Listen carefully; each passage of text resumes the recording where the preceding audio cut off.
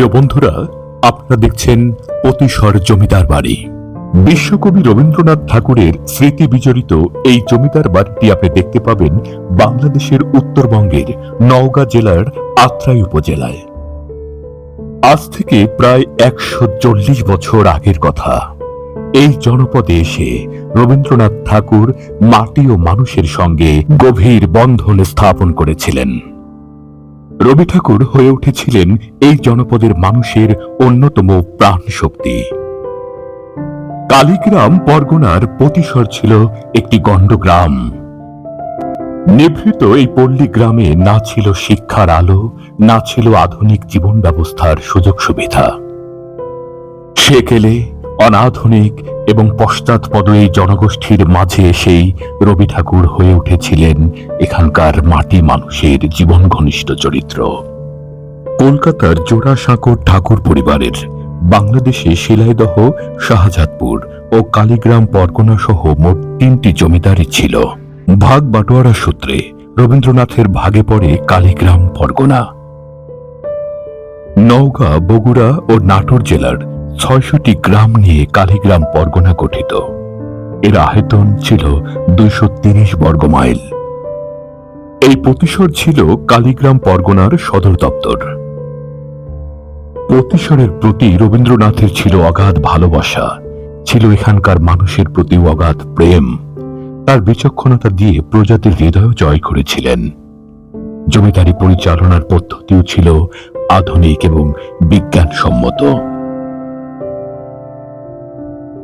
পল্লী বাংলার সাধারণ মানুষ, চাষি, মুটে মজুর, হিন্দু, মুসলমান প্রজা, নারী, পুরুষ, শিশু, বৃদ্ধ সহ ক্ষেত খামার ও হাল লাঙ্গল এসবই ছিল রবীন্দ্রনাথের দৈনন্দিন বিষয়। পতিশরের পূর্ব এবং দক্ষিণে চলনবিল ও বৃহৎ নদী আত্রাই। অসংখ্য নদী নালা ও খালবিল পরিবেষ্টিত কালীগ্রাম পরগনা।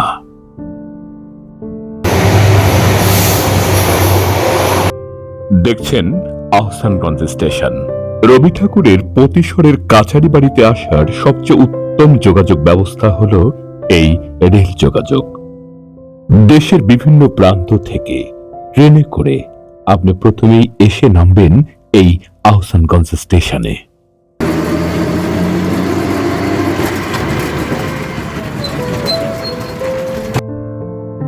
আহসানগঞ্জ থেকে ৭-৮ কিলোমিটারের পথ কালীগ্রাম পরগনার পতিশর কাছারি বাড়ি। আজ থেকে প্রায় ১৪০ বছর আগের রবীন্দ্রনাথের সেই কল্পনার চোখ লাগিয়ে আপনি সামনের দিকে এগোতে থাকবেন। কল্পনার চোখ দিয়ে দেখতে থাকবেন দুপারের অপার সৌন্দর্য। আজকের এই পথ সেদিনের সেই দিনে ঠিক এমনটা ছিল না। সেই সময় প্রায় ৬ মাস পানিতে ডুবে থাকত খাল বিলগুলো। তখন গ্রামগুলোকে মনে হতো যেন এক একটি বিচ্ছিন্ন দ্বীপ।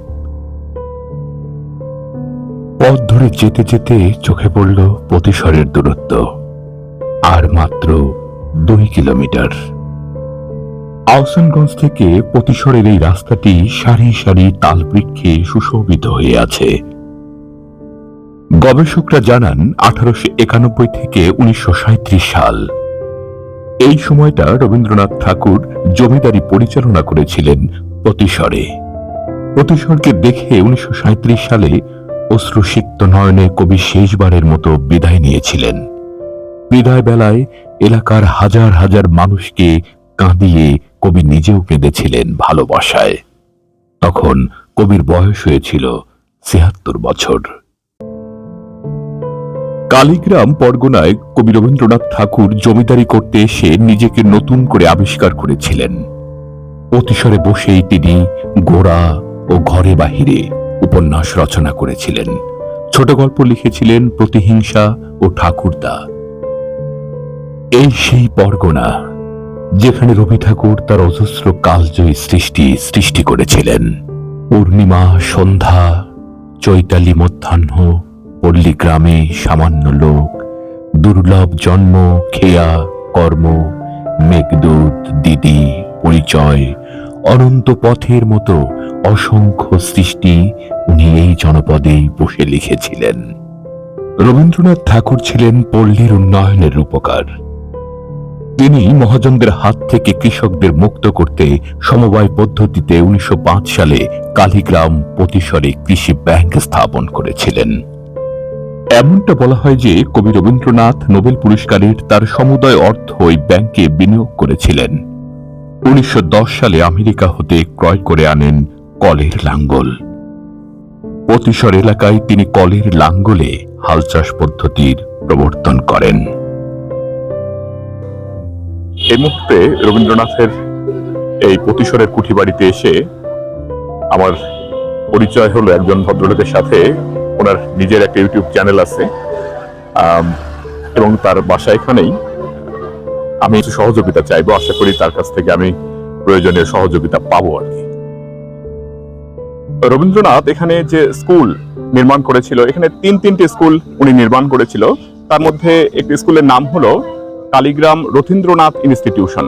এটা তো এখনো আছে না? তোহা কাইন্ডলি আমাকে ওইটা দেখাও তো, মানে সেটা কোথায়? আচ্ছা, ঠিক আছে। তোহাবের পথ ধরেই আমি তার সঙ্গে সঙ্গে এগিয়ে চলেছি রবীন্দ্রনাথের সেই আমলে গড়ে তোলা শিক্ষা প্রতিষ্ঠান কালীগ্রাম রথীন্দ্রনাথ ইনস্টিটিউশন দেখার জন্য। কালীগ্রাম রথীন্দ্রনাথ ইনস্টিটিউশনে পৌঁছানোর পূর্বে যে পাড়ার মধ্যে দিয়ে হেঁটে যাচ্ছি এর নাম হলো কুমোরপাড়া। এই হলো রবীন্দ্রনাথ ঠাকুরের 1937 সালে গড়ে তোলা কালীগ্রাম রথীন্দ্রনাথ ইনস্টিটিউশন। আমাকে পথ দেখানো তোহাব এই প্রতিষ্ঠানেই লেখাপড়া করেছে।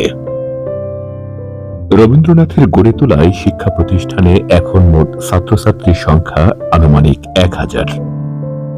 টালির ছাদ বিশিষ্ট এই শিক্ষা প্রতিষ্ঠান এই অত্র এলাকায় জ্ঞানের আলো বিতরণের ক্ষেত্রে অগ্রগণ্য ভূমিকা পালন করছে।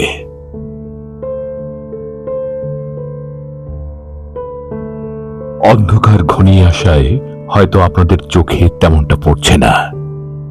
এটা সেই নদী যে নদীকে নিয়ে রবীন্দ্রনাথ লিখেছিল, আমাদের ছোট নদী চলে বাঁকে বাঁকে, বৈশাখ মাসে তার হাঁটু জল থাকে, পার হয়ে যায় গরু, পার হয় গাড়ি, দুই ধার উঁচু তার, ঢালু তার পাড়ি। প্রিয় বন্ধুরা, আজ আর নয়, আমাকে আহসানগঞ্জে যেতে হবে এবং লাস্ট ট্রেনটা আমাকে ধরতে হবে। অতএব এবার ঘরে ফেরার পালা। আবারও হয়তো কোথাও দেখা হবে ঐতিহাসিক কোন স্থানে। যে যেখানে আছেন ভালো থাকবেন, অন্যকে ভালো রাখবেন। আর যদি সম্ভব হয় আমার ইউটিউব চ্যানেলটি এবং ফেসবুক পেজটি, আপনারা ইউটিউব চ্যানেল হলে সাবস্ক্রাইব করবেন এবং ফেসবুক পেজ হলে আপনারা ফলো দিবেন। সবার প্রতি শুভকামনা। আল্লাহ হাফিজ।